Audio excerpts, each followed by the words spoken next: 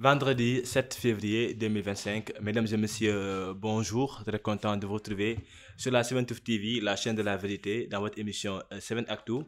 Tey ñu am mbégte dalal beneen gan si beneen contexte pour waxtaanee actualité waxtaanee wàllum jeunesse wàllum développement wàllum agriculture wàllum formation ne rien la laisser côté jeunesse xool la ñu war a def tey ba nga xam li nga xamante ne mooy taux de chômage bi mun wàññeeku Sénégal mais rawatina au niveau du département de Rufisque. Suñu gan c'est un jeune entrepreneur, c'est un jeune également qui croit au développement et qui mise beaucoup sur la formation. Il s'appelle Alassane Mbaye, il est entrepreneur, manager, directeur de Agro Digitata, nekk également koo xamante ne yoon ab cabinet di travailler di jàppale également jeunesse bi par rapport ak formation mais également ak emploi. Alassane am naa mbégte dalal ci plateau bi ma lay nuyu baax di la ziar di la bàyyi nga nekk suñu internet. waaw maa ngi lay fay di la nuyu Gassama di nuyu ensemble personnel u 7 Truth yëpp ak téléspectateurs yi donc di leen wax ne kontaan nañ bu baax ci dalal bi ngeen ñu dalal. Macha allah merci beaucoup le plaisir il est partagé. Am nga xarit boo xamante ne xëy na bokk nañ ko muy Cheikh Guelahi. ba mu ko ne yow laa invité également amoon na mbégte vraiment et il a fait de bons témoignages. En votre personne. Là également je tenais à le souligner. Je tenais à le souligner. Donc dañuy tàmbali mais balaa ñu commencer Alassane xëy na man xam naa la mais le public bi suivre bu ñu bëgg am peut-être idée si kan mooy Alassane Mbaye le parcours et l'homme. waaw Alassane Mbaye c'est un jeune Rufisquois bu juddoo quartier bu ñuy woowee Dangu nekk ci quartier yi nga xam ne ñoo gën a yàgg ci Tëngéej ren ji sax la ñu am 120 ans donc nekk un jeune bu nga xam ne très tôt la dugg dans le milieu associatif yor ci ay bokk ci association yu bari ci jaar-jaaram ba tey jii donc à un moment donné aussi mu jàng def cycle primaire am def cycle secondaire am et tout am bac donc après dem université donc après jaaraat aussi ci yenn école de formation yi am ay diplôme donc boole loolu noonu yëpp nag ak nekk entrepreneur parce que ku ne xam na ne au Sénégal aussi parfois contexte bi peut-être dafay favorable pour que vraiment nga mën a am ay idée entrepreneuriale et puis mën a dugg ci affaire yi donc ci noonu aussi la ñu créer suñu première entreprise boo xam ne mu ngi tuddoon Rio International Farm donc nekk une ferme agricole boo xam ne dafay def production transformation ak commercialisation boobu nag moo tudd léegi Agro Digitata donc plus tard en 2019 la ñu créer suñu cabinet bu tudd GPS Consulting nekk aussi un cabinet d'accompagnement peut-être après dinañ ci ñëw. Alors Alassane aussi dans le milieu associatif est membre de plusieurs organisations nationales et internationales. Je suis le secrétaire général du réseau africain pour la promotion de l'entrepreneuriat agricole. J'ai été aussi lauréat du modèle d'insertion des jeunes dans les chaînes de valeur agricole. J'ai été lauréat du Rice Agripreneurship Project avec la fondation Mastercard et Africa Rice. J'ai été aussi lauréat du programme sénégalais pour l'entrepreneuriat des jeunes avec le gouvernement sénégalais. J'ai participé à plusieurs activités de formation et de réflexion, surtout des séminaires qui vont dans le sens de réfléchir sur l'emploi et l'employabilité des jeunes et des femmes. Donc avec souvent on vient en tant que soit personne ressource ou bien en tant que partenaire ou parfois en tant que consultant dans ces activités-là. Donc en grosso modo peut-être mën nañ ko résumer ci loolu Alassane. Donc un jeune très associatif qui est tout le temps dans les associations mais aussi un jeune entrepreneur qui est connu aussi parce que ci jaar-jaar bi aussi am na loo xam ne sote naa ko mooy Give One Project boo xam ne mu nekk aussi une organisation internationale boo xam ne def naa fa je pense 7 ans. Après bon année passée laa démissionné donc actuellement j'ai été recruté par beneen fondation bu ñuy woowee ANF fondation Astou Ndiaye où je gère le poste de responsable des programmes et de suivi évaluation. Donc actuellement si loolu lañ nekk di liggéey. D'accord, je pense que am na solo ci présentation bi j'ai entendu formation entrepreneuriat ay initiative yoo xamante ni koy jël pour xool ne changer situation bi dina si ñëw après par rapport ak yooyu pàcc ak pourquoi ce choix là. La politique dégg nga wax si mosoo ko def ou bien t'es pas passionné? Non mosuma def politique nag parce que xam nga ñëpp Sénégal ñëpp mënuñu nekk ay politiciens. Tout à fait. beneen bi stop mooy peut-être suñu avenir xamuñu lan la ñuy réserver mais ñun nous sommes des acteurs de développement bon mënuñoo far fenn.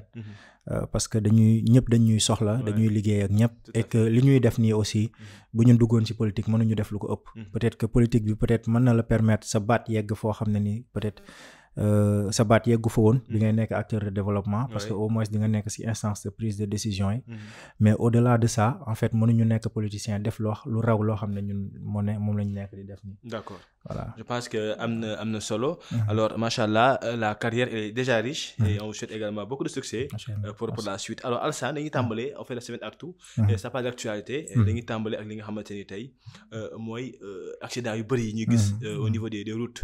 Vraiment bëri na trop ay accident. Récemment rek amaan accident bu amaat avant-hier ñu ngi siy wax toll ak 5 morts daanaka. bu sukkandikoo si xibaar yu ñu dégg. Ça persiste ça continue à exister le ministre qui était là El Hadj Malick Ndiaye balaa bi nekk président assemblée il avait pris des mesures. pour ñu changer affaire yi bien avant lui. Chez le régime Macky Sall on a essayé de voir comment changer les choses jël ay mesures si côté bagage ak yooyu. mais ba léegi nii ça persiste. y a un ministre qui est là récemment ñëw na bon yegg seen xëy na yàggu fi. mais ba tey accident yi continue am. Comment tu analyses vraiment ce fléau-là qui commence à persister vraiment?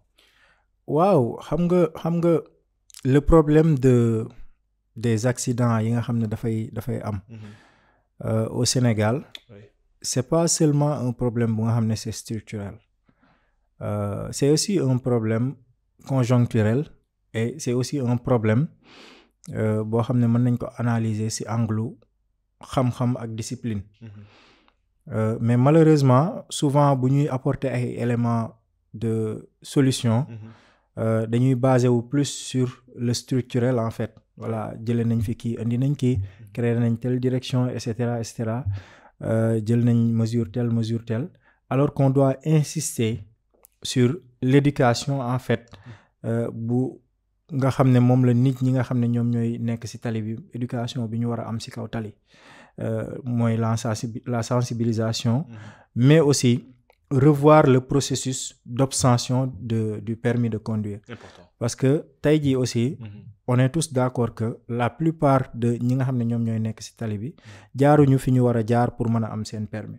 Donc comme jaaruñu fi ñu war a jaar étape yi nga xam ne moom la état teg yëpp pour ñu jaar fa pour am seen permis donc lii nii bu amee aussi du bett kenn.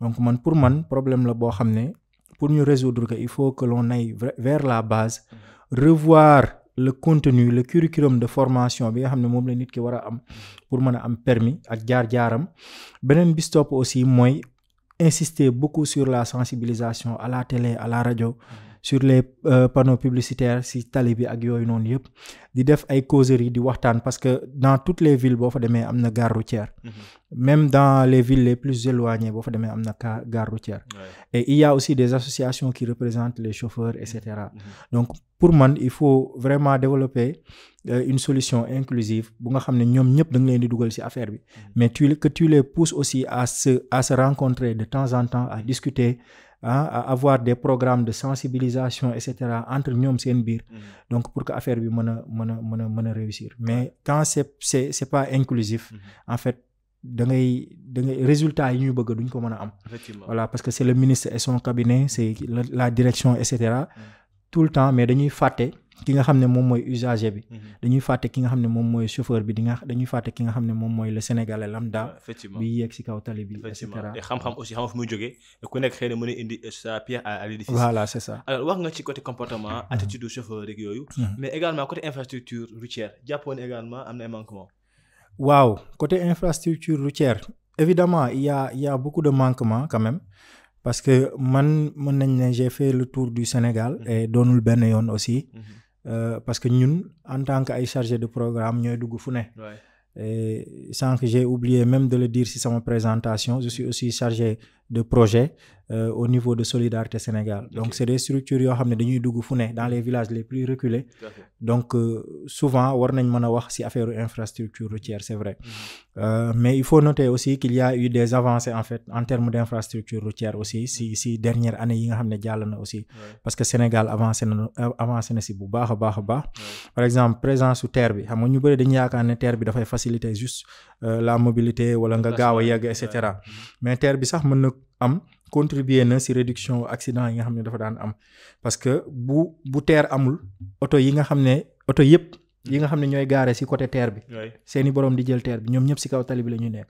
donc ñoom ñëpp bu ñu nekkee ci kaw tali bi ça veut dire que proportion bi nga xam ne moom la ñu war a am pour probabilité d'accident bi non seulement dafay gën a yokk mais bu oto yi wàññeekoo probabilité d'accident bi war na mën a gën a wàññeeku donc ça veut dire que oto yi daw ci tali bi au moins yenn circuit yi donc terre bi peut-être réglé na un problème l'autre chose aussi moom mooy gis nañ fi autoroute à péage yi gis nañ fi yenn pont yi relier aussi yenn village wala yenn ville yi nga xam ne c'est un peu reculé gis nañ aussi yenn tali yi nga xam ne fan yi passé rek bi may mujjee dellu Casamance par exemple da ngay gis que ne yoonu Sénoba bi presque dara baaxu si ba keroog ba ngay dugg Ziguinchor dara baaxu si mais tey jii boo xoolee tali bi non seulement defar nañ ko ba mu normal même temps bi nga daan def pour jóge de Gambie à Casamance temps bi nga daan def sax léegi c'est très réduit vite fait nga dugg biir Bignona wala après nga dugg biir Ziguinchor donc ça veut dire que am na ay avancées yu def mais nag c'est pas suffisant il faut que ñu gën a góorgóorluwaat surtout le gouvernement qui vient d'être installé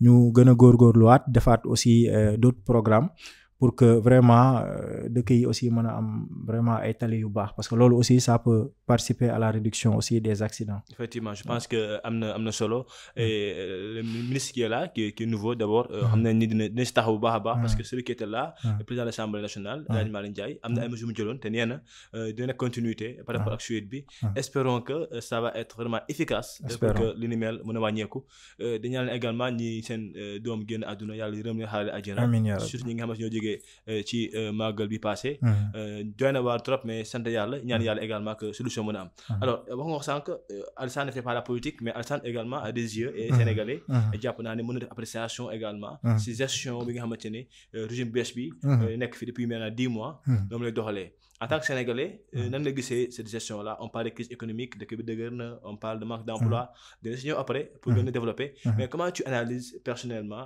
les 10 mois de gestion du régime actuel. waaw damay delluwaat ginnaaw tuuti rek pour wax ci question boobu noonu parce que c'est un grand nombre de Sénégalais depuis quelques années ñoom ñoo génne ñu ne dañu bëgg changement donc ñu ne dañu bëgg affaires yi évoluer dañu bëgg dëkk bi dox donc changement dafa am prix dafa am lu muy jar quoi il faut qu'il y ait une génération qui se sacrifie pour le bien des générations yi nga xam ne ñoom ñoo ci topp donc loolu aussi sénégalais yi parce que quand on a élu le président Bassirou Diomaye Faye man poste bi ma njëkk a def mooy il peut réussir la mission ça man awma ci xel ñaar parce que sénégalais yi wóolu nañ ko ba teg ko te moom aussi dagaan na suñuy baat ba ñu jox ko mais il faut que les sénégalais aussi soient patients loolu ça concerne les Sénégalais parce que aussi un pays comme le Sénégal ne peut pas être redressé en 1 an même en 5 ans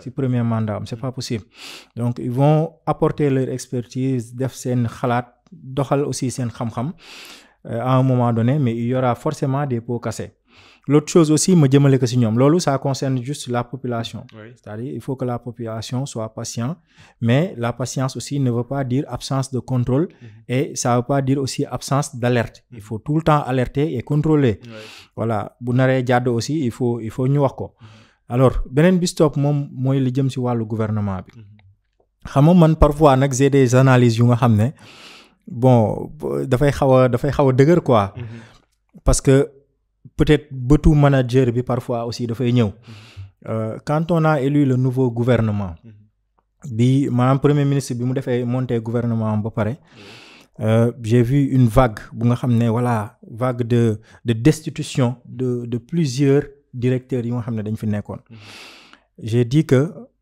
ce gouvernement là pour mu réussir mission bi ñu ko jox dina jafe trop xanaa Ousmane Sonko tas gouvernement bi tegaat beneen gouvernement mais li ma gis nii jëmul kanam premièrement mooy ci wàllu nomination yi ñi nga xam ne dañu jël def leen ay ministre foofu noonu boo jàngatee seeni profil da ngay xam ne am na ay njuumte yu bari yoo xam ne dafa am foofu da ngay sentir que ne il y avait beaucoup d'émotions biñ leen di jox ndombal tànk yi en fait dañ leen ko jox parce que dañu mere ñi fi nekkoon ñu jëlee ji ay nit fu nekk jox leen alors que am na ci ñoo xam ne ils ne peuvent pas mënuñu doxal ministère yi ñu yor donc ci casting bi am na man du ma tudd ay côté compétence quoi côté compétence ak côté expérience surtout parce que il ne faut pas tout le temps se baser sur les diplômes parce que les diplômes en Afrique ñun xam nañ comment ça se passe en fait parce que xam nga nit pour nga doxal dara yow tey jii télé bii nii bu fekkee yow yaa nekk directeur bi du sa diplôme bi nga am en journalisme communication wala sa diplôme de présentateur bi nga am rek mooy tax nga doxal télé bi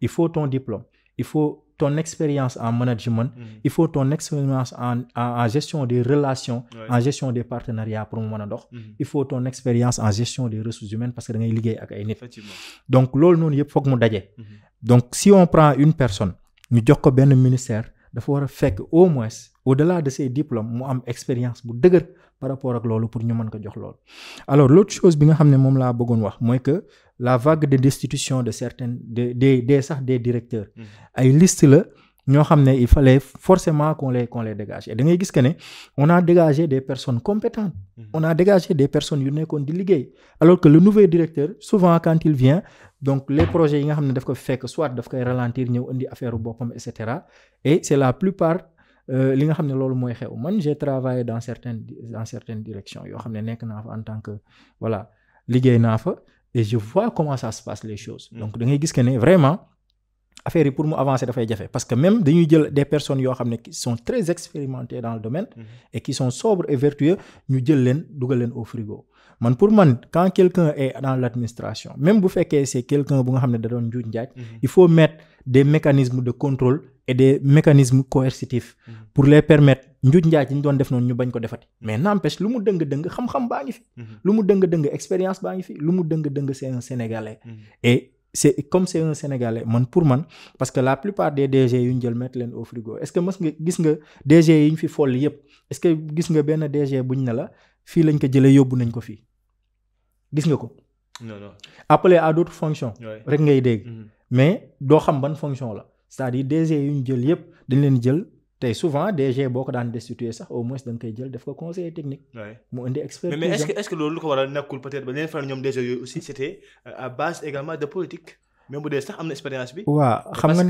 que ñoo ànd politiquement moo tax ñu fal leen si waaw xam nga nee naa la xam nga on gouverne nag avec ses hommes ok on gouverne avec ses hommes mais dama la jox benn exemple bu patent et puis li ma wax aussi yaakaar naa leer na dama ne parmi ces DG yooyu noonu am na si ñoo xam ne ñu ngi doon def seen liggéey normalement même bu ñu àndul ak gars yi c'est ça quoi parce que tey jii man bu ma jëloon dëkk bi wala et cetera damay xool ay nit ñoo xam ne xam naa leen xam naa seen compétence mën na am ñuy ànd ak man mën na am ñu bañ a ànd ak man mais ñi ànd ak man laa njëkk a xool parce que bu fekkee da ngay ànd ak man ma am si yow confiance nga am compétence am expérience ba pare nekk sénégalais je préfère jël la parce que yow laa gën a mën a contrôler que ki ma xamul donc on est d'accord sur ce principe là mais prendre des DG aussi mettre leen au frigo ba pare argent du contribuable bi aussi di dem si ñoom ba léegi donc loolu aussi je pense que loolu lu ñu war a xoolaat la donc c'est un problème à la fois structurel mais aussi c'est un problème bu nga xam ne c'est un problème de patience et de vision et aujourd'hui aussi je pense que le discours doit être cohérent parce que sénégalais yi depuis VAR bi mu amee ba léegi quand tu fais un discours qui n'est pas cohérent da ngay am problème donc man le message que je lance à ce gouvernement-là et au président de la République c'est que le discours soit cohérent et que sénégalais yi quel que soit alpha qu'on leur dise la vérité ñu wax leen dëgg ñu xam ne lii moo fi nekk c'est vrai que ñu ngi wax nag la situation ak yooyu mais il faut pas vraiment rester dans la position de victimisation il faut trouver des solutions si on peut pas trouver des solutions il faut qu'on avoue aussi qu'on n'est pas capable de développer ce pays. D'accord, je pense que loolu c'est important. L'analyse également elle est pertinente et voilà am na solo.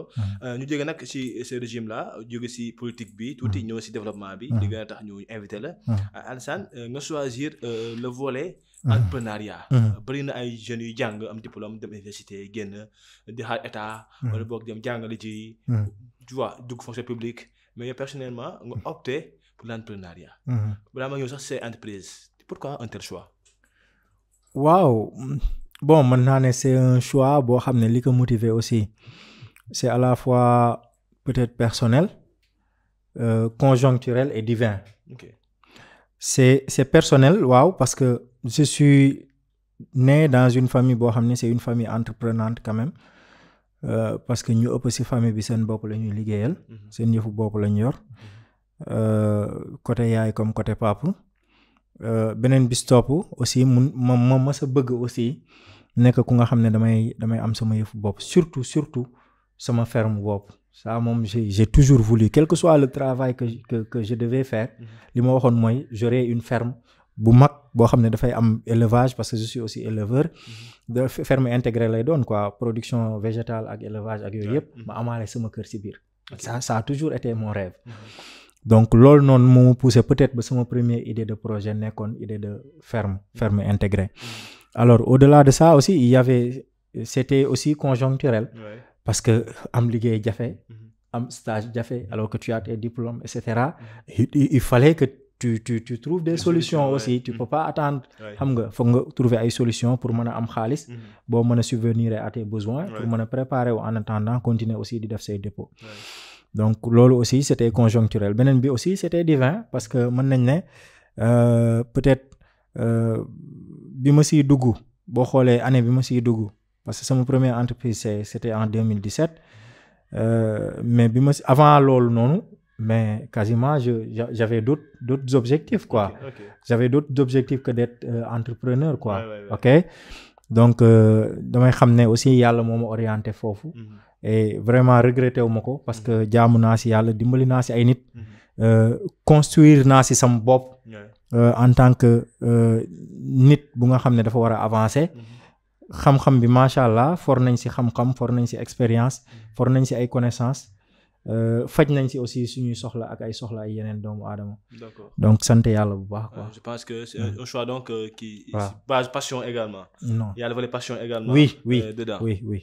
D'accord. Alors entrepreneur nga dem taxawal Agro Digitata nga wax sànq 2018. 2017 nga tuddee noonu. Comment se passe l'évolution de l'entreprise ak tamit si yan fànn nga gën a taxaw pour mu ko développer. Waaw Agro Digitata ak GPS Consulting. Les deux, oui. Déjà Agro Digitata moom laa njëkk a créé. moom laa lay wax au départ c'était Rio International Farm. donc boo xam ne maa nga créé woon en 2017. parce que 2016 laa démarré projet bi mais 2017 la gën a avancé. donc mu doonoon entreprise bu nga xam ne aussi dañuy def production végétale. boole waale ko aussi ak samay activité d'élevage. yi nga xam ne moom laa doon def aviculture beeg yooyu. en même temps aussi ñuy defaale ay transformation ok des produits agroalimentaires. avec la famille et tout. en même temps aussi ñuy defaale conseil agricole. donc loolu moo nekkoon entreprise bi au départ. bi ñuy njëkk a produire je pense que ñu ngi nekkoon au niveau de Déni Biram Ndaw. après si lañ jógee Déni Biram Ndaw parce que espace bi dafa xawoon ndaw. dem Bambilor. après jógee Bambilor aussi dem Diogo. voilà donc foofu lañ jot a produire. donc lu jëm ci wàllu production bi alors lu jëm ci wàllu commercialisation bi aussi entreprise bi dafay installer ay nit yu nga xam ne dañu bëgg a ibbi ay boutique agricole ñu leen di installer defal leen fourniture jox leen légumes yeeg yooyu noonu yëpp quoi ak fruits yi ñuy soxla donc loolu aussi am na ñu ko jot a defal ay clients yu bari yu ñu ko jot a defal au-delà de ça bien zone de Niayes bi quand même.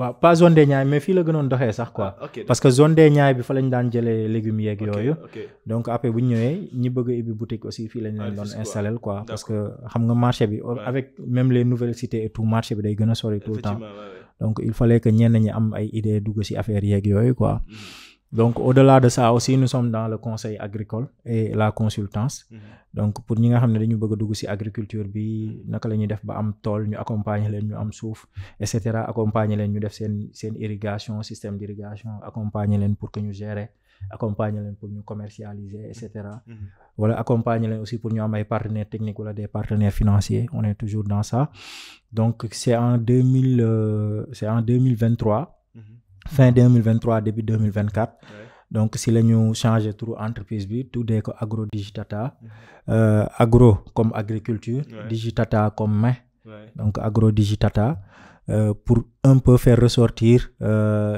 que li ñuy def aussi dafa am y a beaucoup de savoir kinesthésique donc et valoriser aussi le savoir kinesthésique donc l'objectif de l'entreprise c'est de contribuer au développement économique du pays mais en particulier participer à l'autonomisation vraiment alimentaire, à la sécurité alimentaire du Sénégal et à l'autosuffisance alimentaire aussi. D'accord. Donc loolu moo concerné AgroDigitata. Ok. Il y a également la gestion des projets. Là également, est-ce que tout type de projet bu ñëw si yéen rek di ngeen encadrer le concerné ba jàppale ko mu mun ko aboutir? waaw loolu c'est en rapport avec le cabinet GPS Consulting fa laa jóge nii bi may ñëw.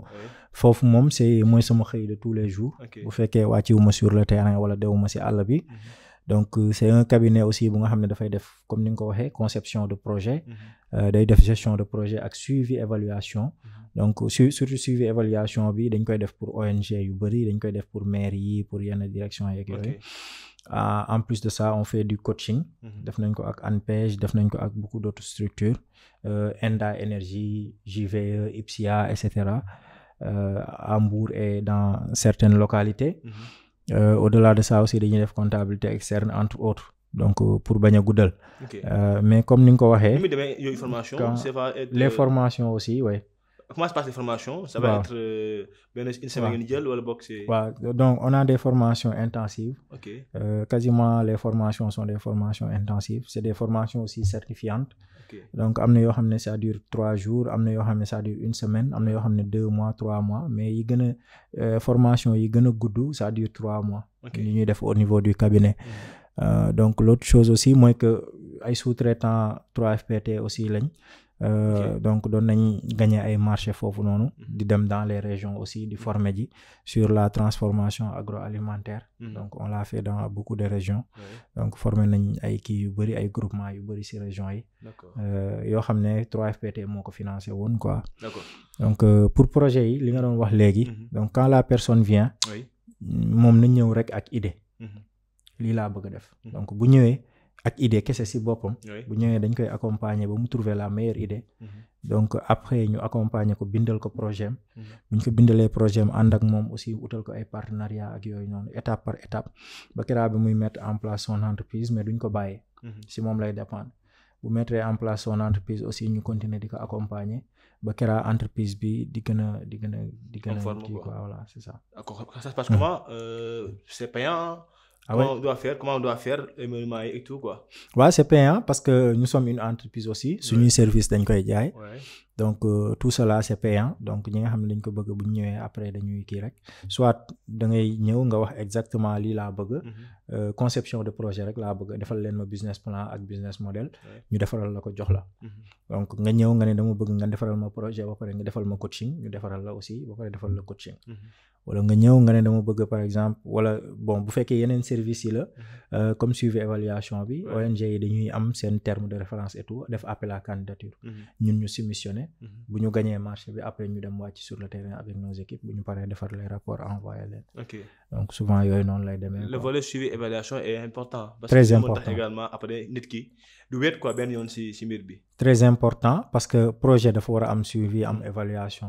Malheureusement au Sénégal nous avons un problème de suivi et évaluation.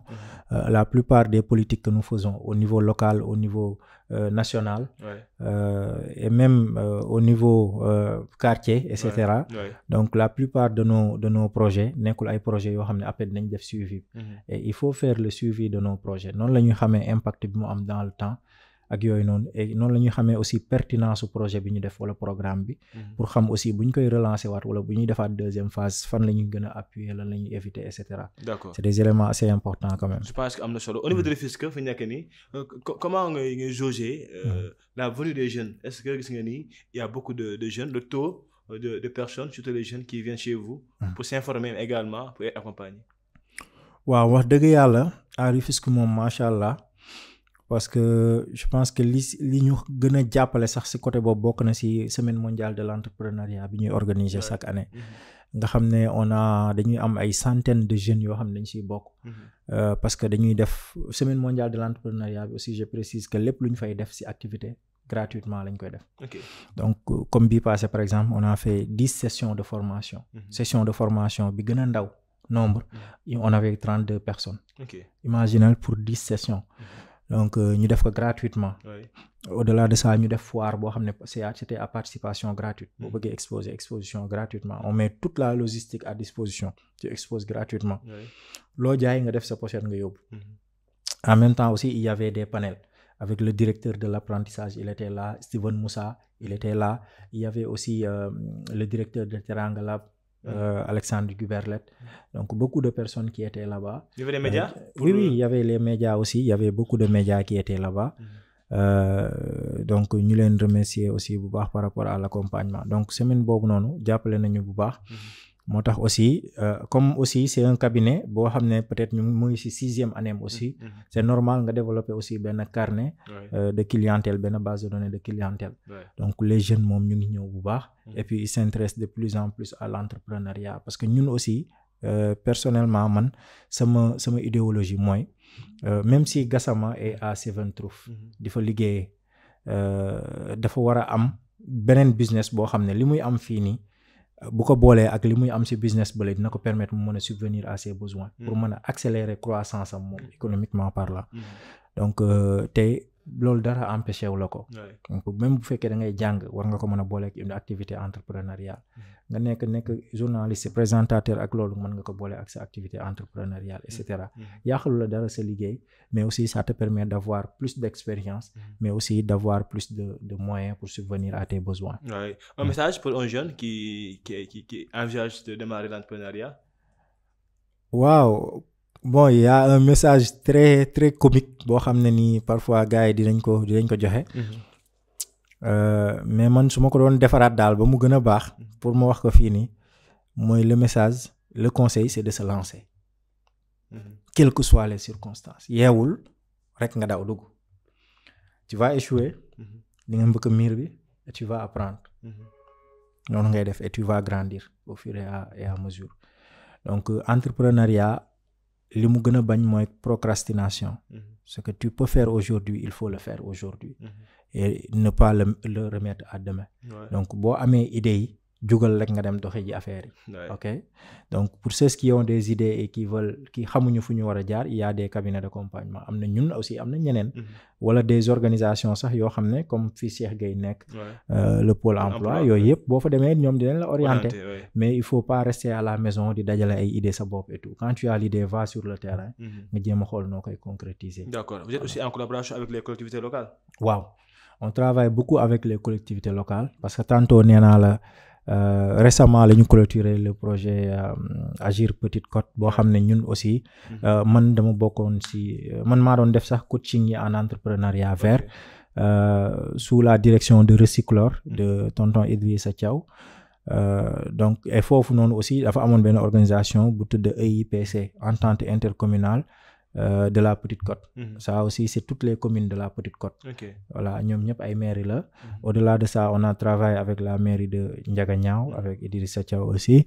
On a travaillé avec beaucoup d'autres localités Colom Fall et cetera. Il y a beaucoup de localités yoo xam ne liggéey nañ ak ñoom ay mairie. La mairie de Bargny et cetera bëri nañ quoi. Sangalkam amaguñu projet boo xam ne ñun ak mairie bi ñoo ko seq quand même.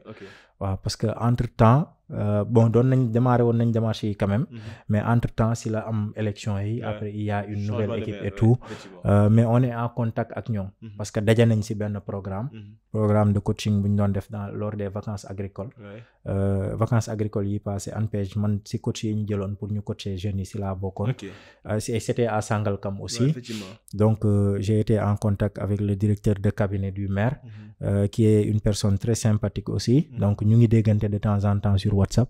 Peut-être que dans les mois voire les jours à venir peut-être dinañ mën a am ay projet foofu ak. Je pense que dina am solo pour la jeunesse de Sangalkam également mu mën a bénéficier wu ci seeni service comme ça ñu mën a gën a avancer ci formation bi mu nekk volet bu important également pour ñu mën accéder ci emploi.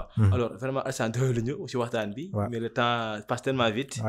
Bon xam naa ni ça va se refaire inchallah prochainement dinañ ko gën a yaatal. Inchallah ma bàyyi rek pour le dernier mot de la fin avant que ñu rendre l'antenne.